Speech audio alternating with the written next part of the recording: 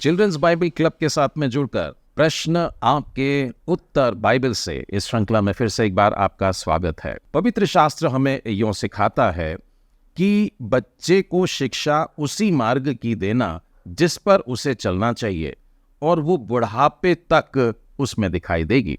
साथ ही यह भी लिखा है कि अपने बच्चे को सिखाने के लिए अपने हाथों को छड़ी मारने से न रोक, क्योंकि छड़ी मारने से वो मर नहीं जाएगा। तो परमेश्वर का वचन हमें सिखाता है कि हमको कई बार कठोर भी होना पड़ता है कुछ बातें सिखाने के लिए। आज का प्रश्न है,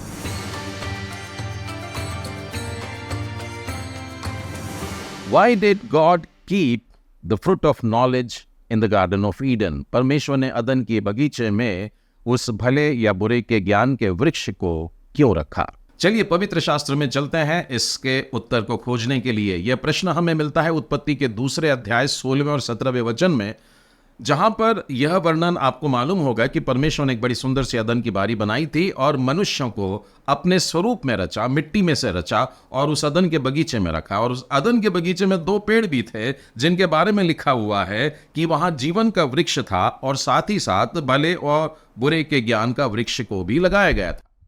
लेकिन 16वें वचन में हमको मिलता है यहोवा ने आदम को यह आज्ञा दे दिया कि तू वाटिका के सब वृक्षों का फल बिना खटके खा सकता है, पर भले या बुरे के ज्ञान का जो वृक्ष है उसके फल तू कभी न खाना, क्योंकि जिस दिन तू उसका फल खाएगा उसी दिन अवश्य मर जाएगा। मैंने साधारणतः देखा है कि माता पिता अपने बच्चों को जब सिखाते हैं, एक उदाहरण लेते हैं, किसी गर्म वस्तु से दूर रहने के लिए बच्चे साधारणतः माँ के पास दौड़ कर आ जाते हैं, क्योंकि माँ बढ़िया खाना बना रही है, उसकी खुशबू है और बच्चा चाहता है कि माँ मेरे पास रहे। तो वो माँ के पास आता है, वो सिगड़ी के पास आता है, वो गर्म बर्तन के पास में आता है, तो माँ उससे कहती है नहीं बेटा मत आओ, और कहती है आह गर्म है, वो कहती है आह तत्ता हॉट। इस प्रकार से बच्चे के मन में एक दहशत डालती है कि इस वृक्ष के पास नहीं आना, इस बर्तन के पास में नहीं आना, तकलीफ होगी। अब एक दूसरा सिनेरियो देखते हैं जहां पर माता पिता चाहते हैं कि हमारा बच्चा देख ले, मतलब चख ले और तकलीफ उठा ले, और वो गरम गरम बर्तन को वहां रहने देते हैं और वहां से चले जाते हैं। और बच्चे में बड़ी जिज्ञासा है कि माँ आकर के यहाँ पर चम्मच चलाती है तो चलो मैं भी देखता हूँ क्या है, और वो नन्हा सा बालक जा करके उस गरम बर्तन को छू लेता है। माता पिता दूर से देख रहे हैं, और जब वो बच्चा छू लेता है तब वो दर्द के मारे, पीड़ा के मारे, उस जलन के मारे चिल्ला उठता है। फिर माता पिता दौड़ के आते हैं, फिर उसके हाथ को शायद पानी में डुबाएंगे और उसको राहत मिलेगी। अब इन दोनों तरीकों में से इच्छा तो यही थी कि बच्चा सीख जाए कि हमें उस गर्म वस्तु से दूर रहना है, वो तकलीफदायक है। वो जो पेड़ है परमेश्वर ने बताया उसके पास नहीं जाना, उसके फल को नहीं खाना, नहीं तो मर जाओगे।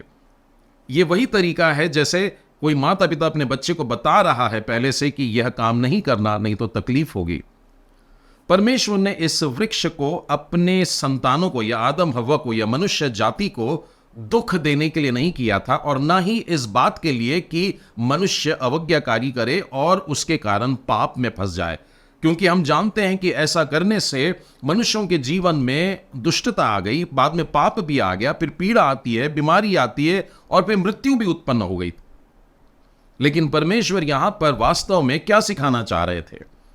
परमेश्वर ने मनुष्यों के सामने 2 ऑप्शन रखे थे, एक जीवन का था और एक मृत्यु का था। और परमेश्वर ने अदन की बारी में ही कह दिया था कि तुम जीवन को चुनो और मृत्यु को मत चुनना, यह भी स्पष्ट कह दिया था। अर्थात मनुष्यों को एक अधिकार दिया गया था चुनाव करने का।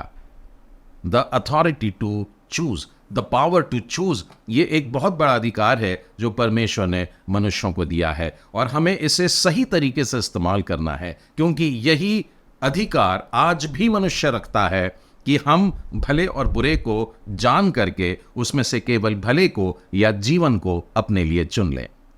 तो आज का प्रश्न था कि परमेश्वर ने भले या बुरे के ज्ञान के वृक्ष को अदन की बारी में क्यों रखा? वो इसलिए क्योंकि परमेश्वर मनुष्यों को कठपुतलियों के समान नहीं नचाना चाहते, परंतु मनुष्यों को अधिकार दिया है कि वे अपने लिए भली बातों को चुन लें। परमेश्वर पिता आप सबों के साथ हो। शालोम।